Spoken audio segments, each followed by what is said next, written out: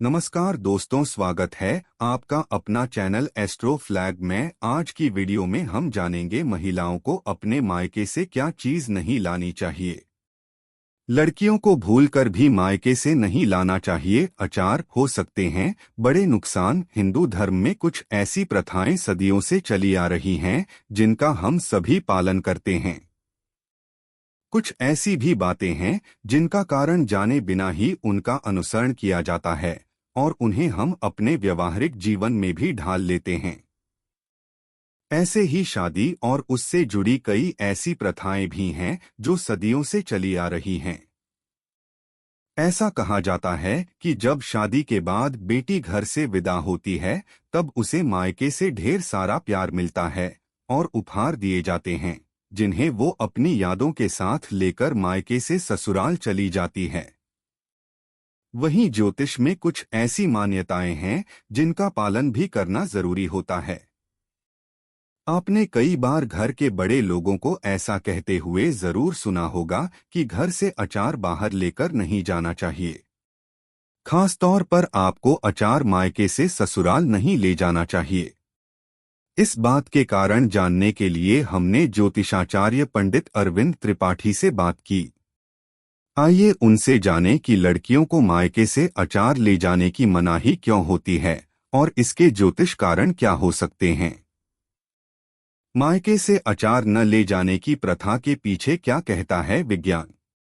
यदि हम इसके वैज्ञानिक कारणों की बात करें तो ऐसा करने से इसलिए मना किया जाता है क्योंकि ये हाइजीन के हिसाब से भी अच्छा नहीं माना जाता है। ऐसा कहा जाता है कि अचार को बनाने का तरीका सबका अलग होता है और इसी वजह से अचार दूसरों को न देने की बात की जाती है। मायके से अचार न ले जाने की प्रथा के पीछे क्या कहता है विज्ञान। यदि हम इसके वैज्ञानिक कारणों की बात करें तो ऐसा करने से इसलिए मना किया जाता है क्योंकि ये हाइजीन के हिसाब से भी अच्छा नहीं माना जाता है। ऐसा कहा जाता है कि अचार को बनाने का तरीका सबका अलग होता है और इसी वजह से अचार दूसरों को न देने की बात की जाती है। इन चार चीजों को कभी भी बेटियों को विदाई में नहीं देना चाहिए। रिश्तों में दरार पैदा करती हैं ये चीजें। बेटियों को लेकर हर माता पिता का यही सपना होता है कि जब वह शादी के बाद अपने घर जाएं तो अपने परिवार में खूब खुश रहें, उन्हें किसी प्रकार की परेशानी न हो और ससुराल वालों से उन्हें खूब प्यार मिले। लेकिन कई बार जाने अनजाने में हम ही कुछ ऐसी गलतियां कर देते हैं कि उनका जीवन दुख से भर जाता है। आज हम आपको बता रहे हैं कि बेटियों को विदाई के वक्त कौन सी चार चीजें हैं जो भूलकर भी नहीं देनी चाहिए। मिर्च। भूलकर भी लड़कियों को विदा करते समय उनके साथ मिर्च न रखें। ऐसा करना उनके नए शादीशुदा जीवन में कड़वाहट घोलने के बराबर है। माना जाता है कि बेटियों के साथ मिर्च रखेंगे तो नए रिश्तों में शुरुआत से ही तकरार हो सकती है। अगर आपको उनको विदाई में कुछ देना ही है तो फल और सूखी मेवा रखना शुभ माना जाता है। चूल्हा। कुछ लोगों के घरों में ऐसा देखने में आता है कि बेटियों को घर गृहस्थी का सामान देते हैं तो उसके साथ चूल्हा भी देते हैं। ऐसा भूलकर भी न करें। अगर आप ऐसा करते हैं तो यह गलत है। इसका अर्थ यह माना जाता है कि आप बेटी को चूल्हा देकर इस बात को बढ़ावा दे रहे हैं कि वह नए परिवार में जाते ही अपना चूल्हा अलग कर लें। बेटियों को चूल्हे की बजाय आप डिनर सेट या फिर अन्य घर गृहस्थी से जुड़ी वस्तुएं दे सकते हैं। नमक। भूलकर भी बेटी को विदा करते समय उसे नमक नहीं देना चाहिए। नमक देने का अर्थ है कि आप नए रिश्तों में बेटी को सामंजस्य बैठाने से रोक रहे हैं। इससे यह संदेश जाता है कि आप चाहते हैं कि बेटी केवल मायके के रिश्तों को ही निभाए। नए रिश्तों में मिठास बनी रहे, इसलिए बेटियों को विदाई के वक्त मीठी वस्तुएं दी जाती हैं। बेहतर होगा कि आप उन्हें नमक की बजाय मिठाइयां देकर विदा करें। इसको जानते हैं एक कहानी के जरिए। लड़कियों को मायके से क्या चीजें नहीं लानी चाहिए। एक कहानी। सुरभि एक छोटे से गांव में पली बढ़ी थी। उसकी शादी एक बड़े शहर में रहने वाले रमेश से हुई थी। शादी के बाद सुरभि को मायके की बहुत याद आती थी। जब भी उसे मौका मिलता वह अपने मायके जाती और वहां से कई चीजें अपने साथ लेकर आती। सुरभि के मायके से हर बार कुछ ना कुछ लाना रमेश के लिए भी कोई नई बात नहीं थी। एक दिन सुरभि मायके से लौटी और अपने साथ एक बड़ा सा बक्सा लेकर आई। रमेश ने देखा और मुस्कुराते हुए कहा, अरे वाह, इस बार क्या खजाना लेकर आई हो। सुरभि ने हंसते हुए बक्सा खोला और अंदर से अपनी माँ के हाथों की बनी मिठाइयाँ, अचार और कुछ कपड़े निकाले।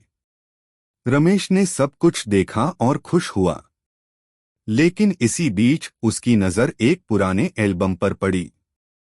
उसने एल्बम उठाया और पूछा, यह क्या है? सुरभि ने कहा, यह हमारे बचपन की यादें हैं। मैंने सोचा कि इसे भी साथ ले आऊं। रमेश ने गंभीरता से कहा, सुरभि, मुझे समझ नहीं आ रहा है कि तुम्हें हर बार मायके से इतनी चीजें क्यों लानी पड़ती हैं। हमारी जरूरतें यहाँ पूरी हो जाती हैं। सुरभि ने थोड़ी नाराजगी से कहा, ये सिर्फ चीजें नहीं हैं, ये मेरे बचपन की यादें हैं, मेरा मायका है।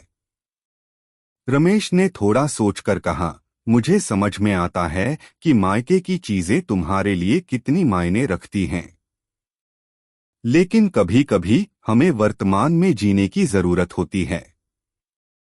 तुम्हारी माँ और पापा के लिए यह सामान मायने रखता है, लेकिन यहाँ पर हमारी जरूरतें और प्राथमिकताएं अलग हैं। सुरभि ने थोड़ी नाराजगी से कहा, तो तुम कहना चाहते हो कि मुझे मायके से कुछ भी नहीं लाना चाहिए? रमेश ने प्यार से उसका हाथ थामते हुए कहा, नहीं, मेरा मतलब यह नहीं है। मैं सिर्फ यह कहना चाहता हूं कि हमें यहाँ अपनी नई जिंदगी में भी सामंजस्य बिठाना होगा। मायके की हर चीज यहाँ जरूरी नहीं है। कुछ चीजें सिर्फ मायके में ही अच्छी लगती हैं। सुरभि ने रमेश की बातों पर विचार किया और सहमति में सिर हिलाया। उसने कहा, शायद तुम सही कह रहे हो, लेकिन कुछ चीजें ऐसी होती हैं जो हमारे दिल के बहुत करीब होती हैं। उन्हें छोड़ना मुश्किल होता है। रमेश ने मुस्कुराते हुए कहा, मुझे पता है, लेकिन हमें यह भी देखना होगा कि यहाँ हमारी जिंदगी कैसे चल रही है। हर बार ढेर सारी चीजें लाने से घर भर जाता है और हमारी प्राथमिकताएं बदल जाती हैं।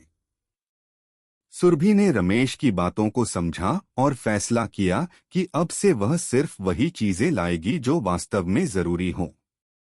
उसने अपनी माँ को फोन किया और बताया कि अब वह केवल खास मौके पर ही कुछ लाएगी। समय बीता और सुरभि ने मायके से सिर्फ जरूरी चीजें ही लानी शुरू की। इससे उसकी और रमेश की जिंदगी में संतुलन बना रहा। एक दिन सुरभि ने रमेश से कहा, तुम्हारी बात सही थी, हर चीज मायके से लाना जरूरी नहीं होता, कुछ चीजें वहीं अच्छी लगती हैं। रमेश ने मुस्कुराते हुए कहा, मैं जानता था कि तुम समझ जाओगी। हमें अपनी नई जिंदगी में खुश रहना है और मायके की यादें हमेशा हमारे दिल में रहेंगी। इस प्रकार सुरभि और रमेश ने अपनी जिंदगी में संतुलन बनाते हुए खुशी खुशी अपने रिश्ते को मजबूत बनाया। मायके की चीजों का महत्व अपनी जगह था, लेकिन उन्हें सही तरीके से संभालना भी एक कला थी जो सुरभि ने सीख ली थी।